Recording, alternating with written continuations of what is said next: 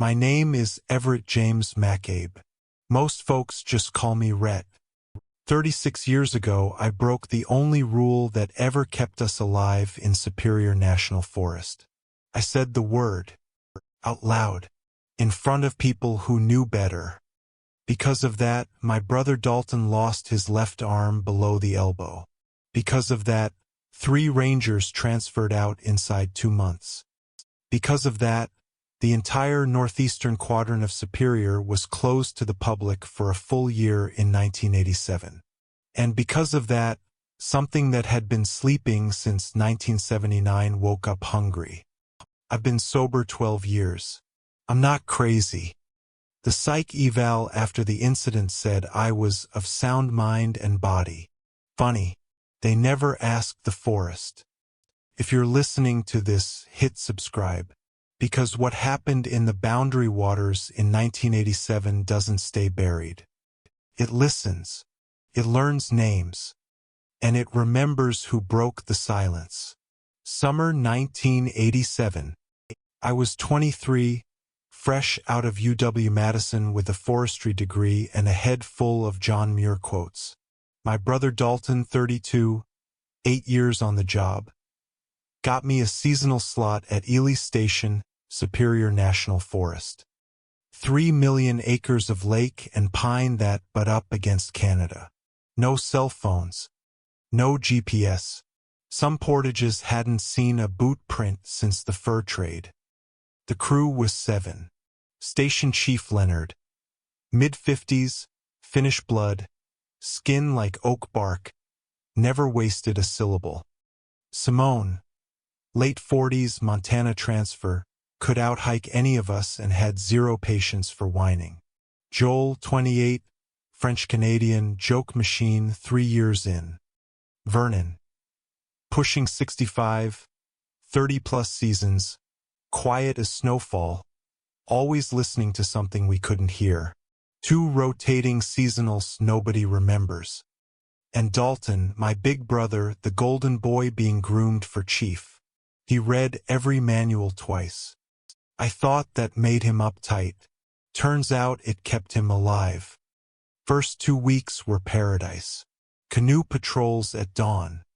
Loons laughing across glass water. I felt like I'd cracked the code to the universe. Then Joel and I found the deer. 50 yards off the Hegman Trail. Stripped to bone in perfect ragged spirals. No tooth marks. No claw drags. Just meat torn away like someone used a dull spoon. That ain't coyote, I said. Joel's smile died. Wolves, probably. Let's go. He walked faster. Wouldn't let me radio it in. That night at dinner I brought it up. Vernon stopped chewing. Dalton shot me a look that could freeze whiskey. Leonard changed the subject to supply runs. Conversation over. That was the first time I noticed the pattern. Certain topics made the room go dead. Winter of 79. Missing persons pre-1980. Northeastern quadrants. And one word nobody ever said. Mid-August I found the old filing cabinet in storage. Drawer marked 1975 to 1980. Should have held hundreds of reports. Had 30. Pages ripped out clean. 1 scrap left. Visitor reported hearing crying man near Esther Lake. No source located. Recommend follow-up. Handwritten underneath. No follow-up. Close file. Simone caught me. That's old junk. We don't use those anymore. Her eyes said burn it. Labor Day weekend. Fisherman radioed from Disappointment Lake. Found a body. Small island. You need to come. Leonard sent Dalton and me. 2-hour paddle. Curtis met us at shore, shaking so hard his canoe rocked. Pointed to the island. Wouldn't go back. We saw the man from 20 feet out. Early 30s. Dead 4-5 days. Face frozen in a scream that never came out. Torso shredded. Chunks missing. Wounds torn, not bitten. Drag marks. Bloody handprints crawling toward water. One boot still on. The other floating like a marker. 50 yards away, 3 deer carcasses. Same tearing pattern. Dalton keyed the radio. Code yellow. Multiple consistent indicators. Leonard's voice cracked. Maintain position. Do not pursue tonight. We camped on the island. Secured the scene. Small fire. MREs. 11 p.m. I woke Dalton for watch. Tried to sleep. Failed. Then we heard it. Half-mile across water. A man crying. Deep, broken sobs that carried like church bells. Not calling for help. Just grief. Raw. Endless. Dalton sat rigid. Rifle across his knees. Don't shine light. Don't speak. Don't move. The crying moved. West, east, north, like it was circling the lake. An hour later it stopped. Silence felt worse.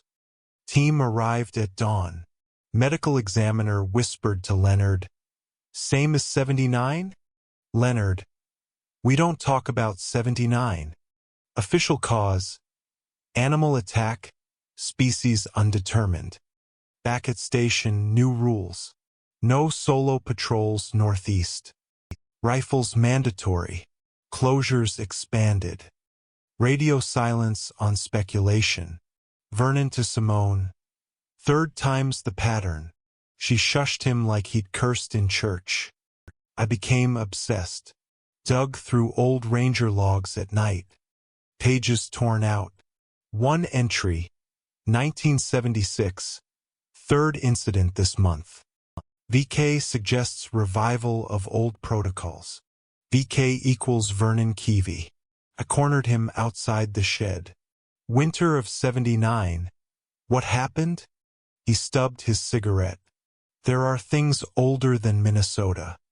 Older than the Ojibwe names for them. We leave them alone. They leave us alone. My brother almost quit that year? That should tell you something. September 28th staff meeting. I lost it. Why are we closing half the forest and calling it bear activity? Why code yellow? Why won't anyone say what really? I said the word. Wendigo. Room went arctic. Vernon walked out. Joel looked at me like I'd lit a fuse under the table. Simone's face turned to stone. Leonard adjourned. He kept me after. Your brother spent 3 weeks in hospital in 80. Couldn't speak for 5 days. You want to know why? Dalton found me later, screaming in the equipment shed.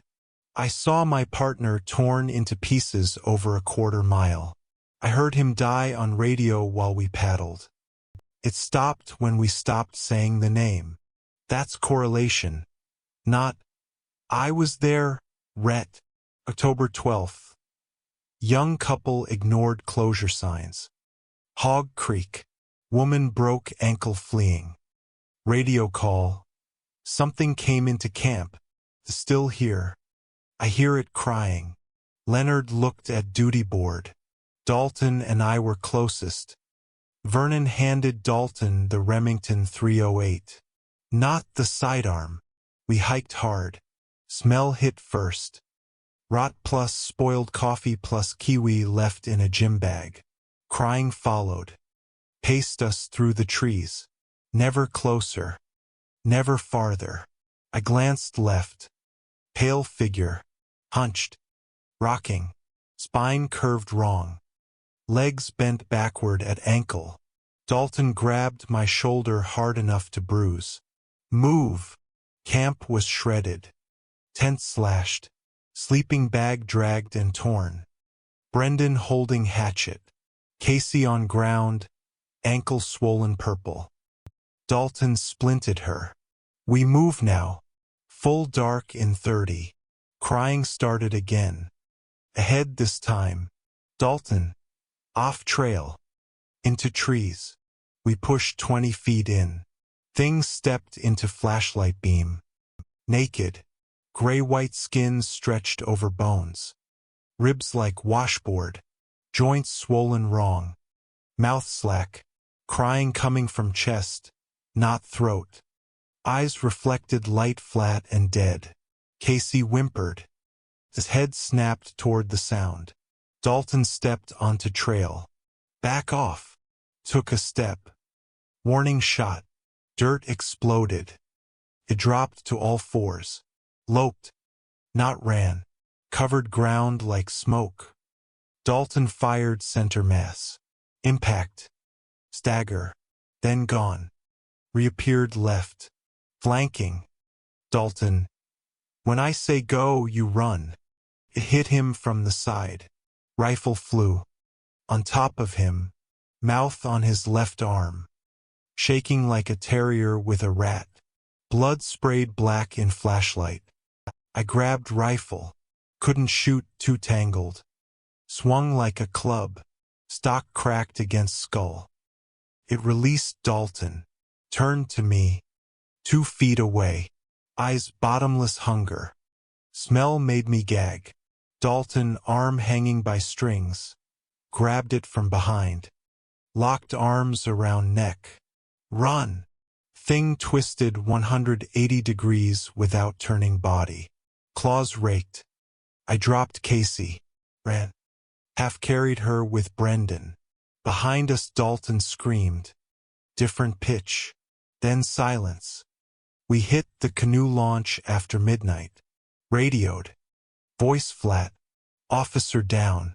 Single attacker. Looked like a person. Wasn't. Leonard.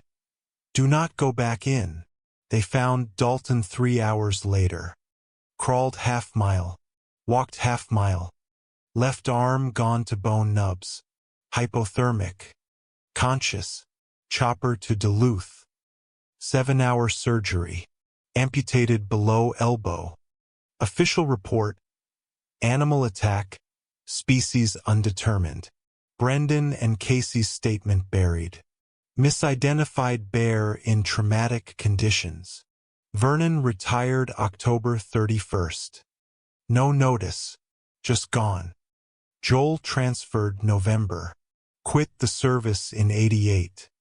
I lasted 3 more days. Found another deer. Same tears. Froze. Couldn't breathe. Simone talked me down over radio for 40 minutes. Resigned December 3rd. Leonard's last words. Silence is survival. I drank myself into the ground. Lost jobs. Lost apartments. Lost 7 years. Dalton built a life. Married. Kids. Tells people industrial accident. We didn't speak 1988 to 1995. Sober since '99. We talk now. Never about the forest. Last month his daughter Emily, 20, environmental science, wants to be a ranger, called me. Dad won't talk about Superior. You were there. What's it really like? I gave her the lie. Then I wrote this. Printed it. Driving to see Dalton tomorrow. If he says burn it, I will. I owe him that. But if you're hearing this, he let it live. So listen close.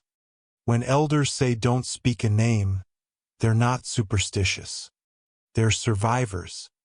When rangers close half a forest and call it wildlife management, they're buying time with silence. When something cries like a man but moves like smoke, you don't investigate. You look away. You walk away. You never say the word. Because some things don't need belief to exist. They just need an invitation. And I already gave it mine.